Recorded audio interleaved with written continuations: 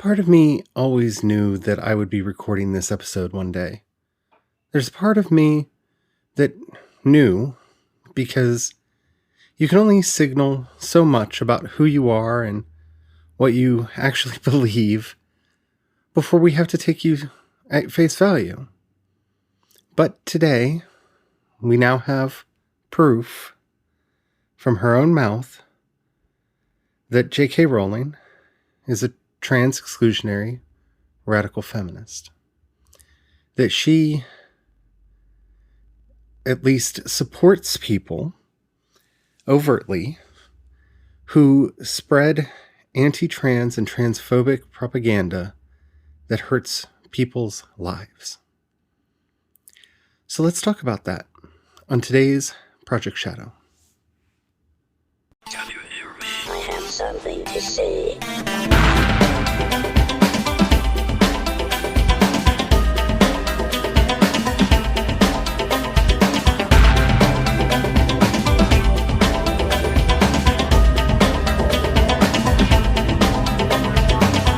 Project Shadow starts now.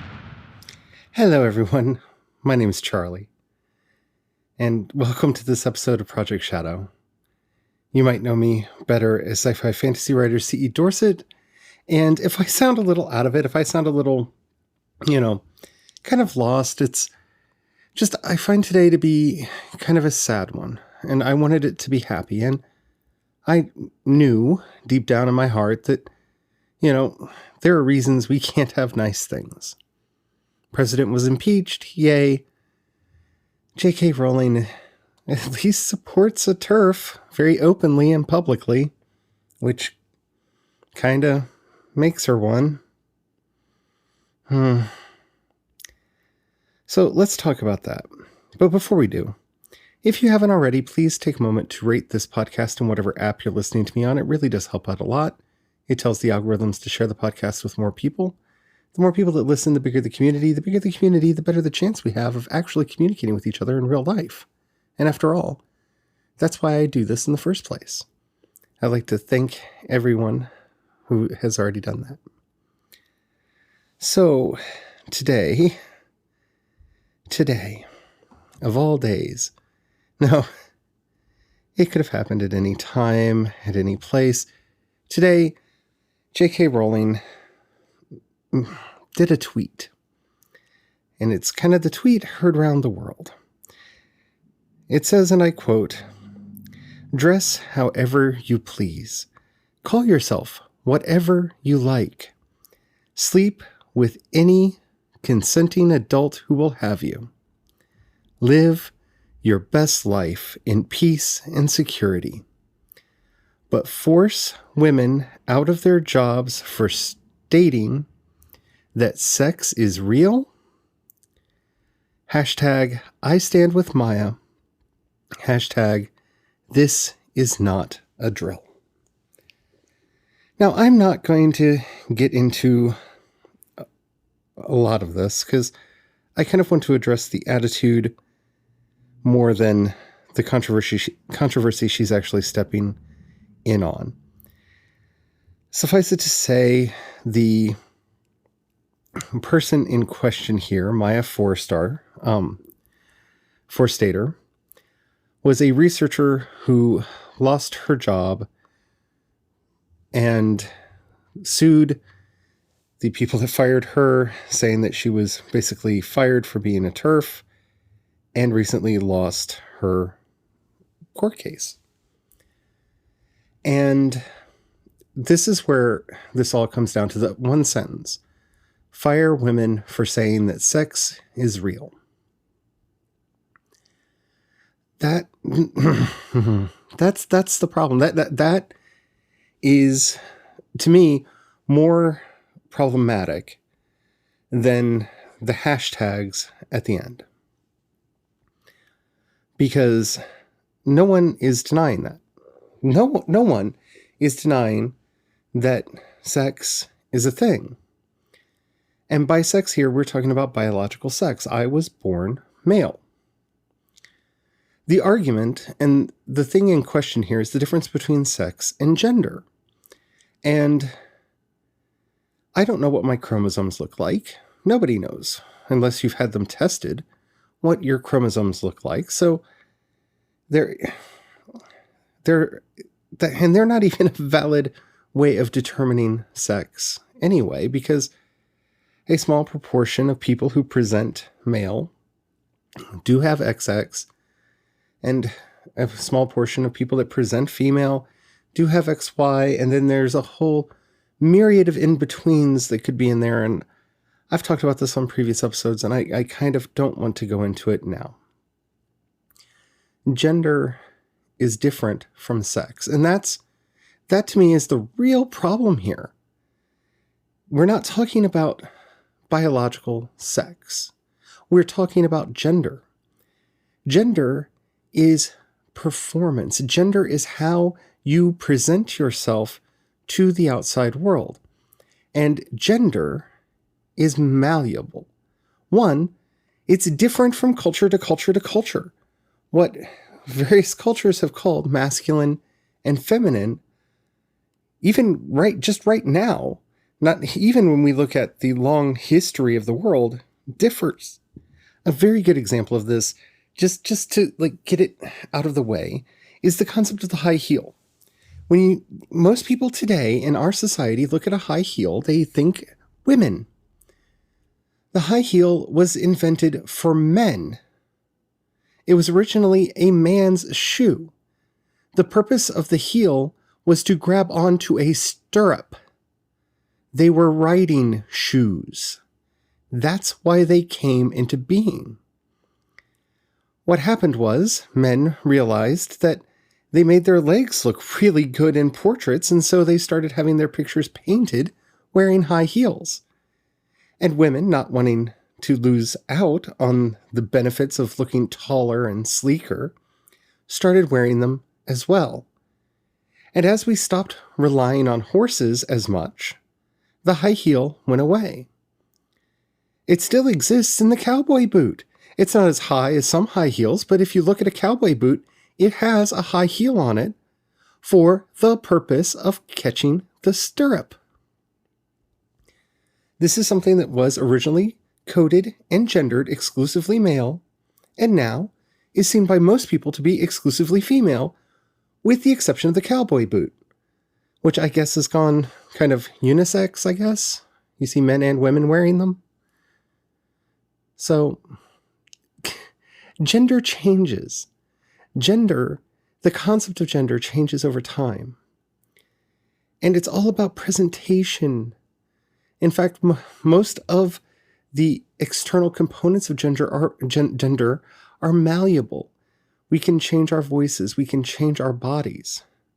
Breasts can be added and removed. Genitalia can be added and removed. All of these things are malleable. So the question is sex real? Because that's what she's basing this entire argument on. Well, it really depends on what you mean by that. Because sex is a very complicated issue to deal with. Because when anyone starts enforcing this idea of the gender binary, before you even get to trans people, we have to discuss the intersexed. Because there are more of them than we know. Most people don't find out that they are intersexed unless their intersexed characteristics cause some form of problem, which causes them to go to a doctor, and then it's discovered.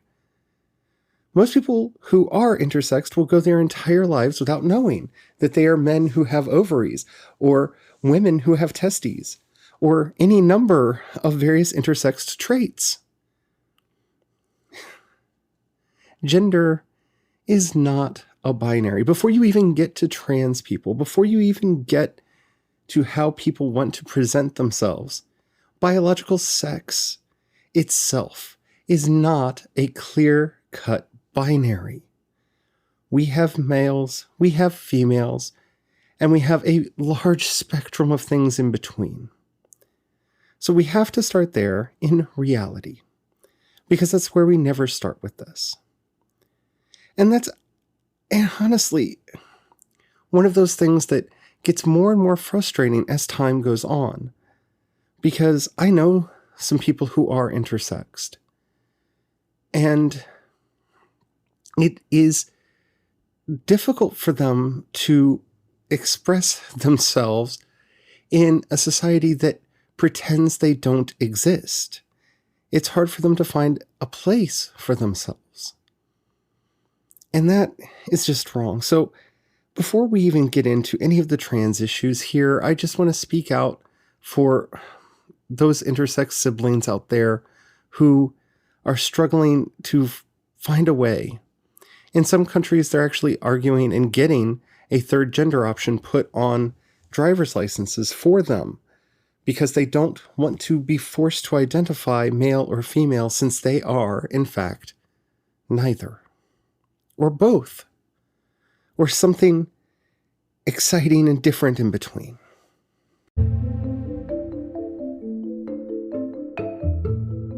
Now, the part of me that this hurts the most is not just the fan of J.K. Rowling, not just the proud Hufflepuff who's talking to you right now, who can't believe that someone who wrote 7 books with such a close idea to how words don't matter and that people should not be judged by arbitrary characteristics would insist that people should be judged on arbitrary characteristics. And that's why I said this is a personal message to J.K. Rowling, who I know will probably never hear it. Joe, if I can call you Joe, you need to understand what your work means to people. Not just the generations of kids who grew up reading your books and watching the movies based on them, but to every generation, people like me who have read your books and fallen in love with them and loved the movies, and who actually enjoys the Wizarding World movies that you're doing right now, the Fantastic Beasts. Not because they're great or brilliant, which I sincerely wish that they were, but because I see myself in Newt Scamander, that awkward Hufflepuff who really wants to help and be a part of things, but just doesn't quite know how to fit in, doesn't quite know how to do it just right. I see myself in these characters, and a lot of people do. And you've made your career, you've made your fortune on a series that has told us that it doesn't matter what other people think. In fact, your own tweet here, I'm sure you thought walked the line, because you're very clear about people being allowed to dress however they want to dress and call themselves whatever they want to call themselves. And I'm going to ignore the sleep with statement, because I'm sure that sounds harsher than you intended it to. But it's not about us being able to call ourselves whatever we want.